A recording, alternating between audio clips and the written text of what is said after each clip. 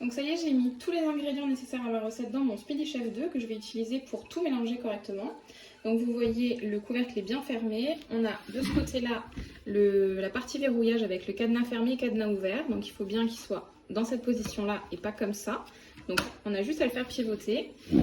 Ici, vous avez également les 2 vitesses. Donc là, on s'est mis sur vitesse 1 parce qu'il n'y a pas beaucoup d'éléments à mélanger.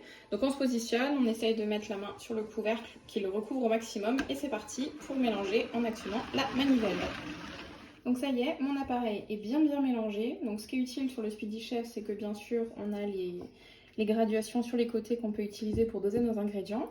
Et donc si jamais vous n'avez pas le Speedy Chef pour mélanger, il n'y a pas de souci, vous pouvez aussi utiliser un autre élément du tupperware qui est le shaker. Alors ici vous avez la petite version, donc qui va de 50 jusqu'à 250 ml, mais il existe aussi 2 autres versions tupperware, puisque celui-ci est assez ancien, qui permettent de mélanger facilement toutes les préparations. Donc vous mettez tout dans votre shaker, vous shakez et il n'y a aucun problème.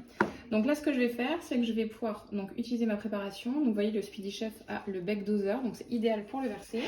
Et je vais tout simplement pouvoir venir verser ma préparation dans mes moules à oups. Ça y est, j'ai pu mettre l'ensemble de ma préparation dans mes moules à oups. Et donc là, je vais utiliser la fameuse spatule tupperware, toujours la même qu'on utilise tout le temps, pour bien racler le fond de mon bol et ne pas en laisser une miette pour compléter les moules. C'est bon, le moule est rempli avec ma préparation. Je vais pouvoir le mettre en cuisson dans mon four que j'ai préchauffé juste avant.